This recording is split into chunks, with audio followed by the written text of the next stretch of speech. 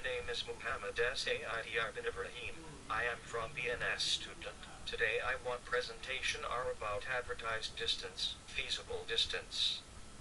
Advertised distance and feasible distance, dual uses distance information, known as a metric or cost, to select efficient, loop-free paths.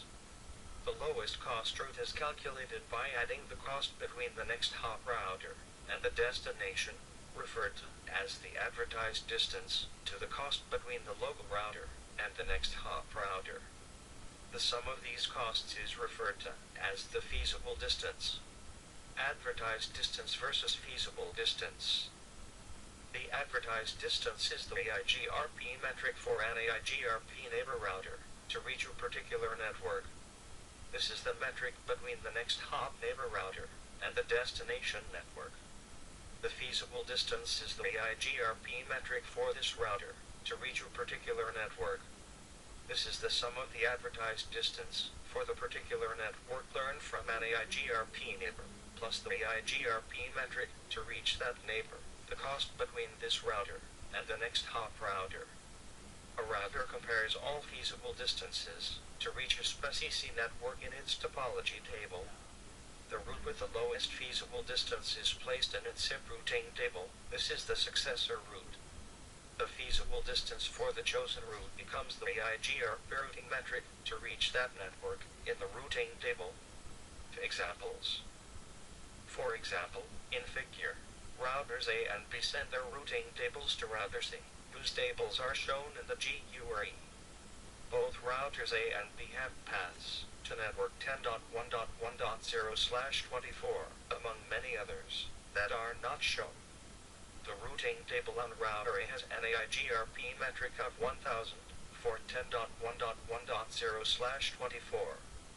Therefore, router A advertises 10.1.1.0/24 to router C, with a metric of 1000.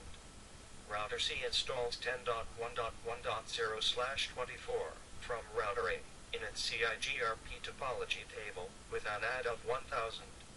Router B has network 10.1.1.0/24 with a metric of 1500 in its SIP routing table. Therefore, router B advertises 10.1.1.0/24 to router C with an advertised distance of 1500. Router C places the 10.1.1.0/24 network from router B in the AIGRP topology table with an advertised distance of 1500. Router C in the figure has two entries to reach 10.1.1.0/24 in its topology table. The AIGRP metric for router C to reach either router A or B is 1000. This cost, 1000, is added to the respective advertised distance from each router, and the results represent the feasible distances that router C must travel to reach network 10.1.1.0/24. Router C chooses the least cost feasible distance, 2000, and installs it in its SIP routing table as the best route to reach 10.1.1.0/24. The AIGRP metric in the routing table is the best feasible distance from the AIGRP topology table. Passive routes versus active routes.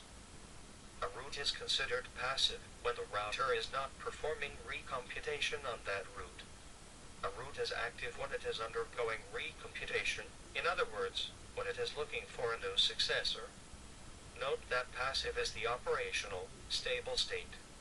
If feasible successors are always available, a destination never has to go into the active state, thereby avoiding a recomputation.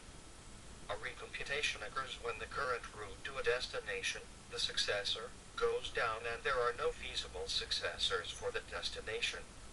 The router initiates the recomputation by sending a query packet to each of its neighboring routers. If the neighboring router has a route for the destination, it will send a reply packet. If it does not have route, it sends a query packet to its neighbors. In this case, the route is also in the active state of the neighboring router. While the destination is in the active state, a router cannot change the routing table information for the destination.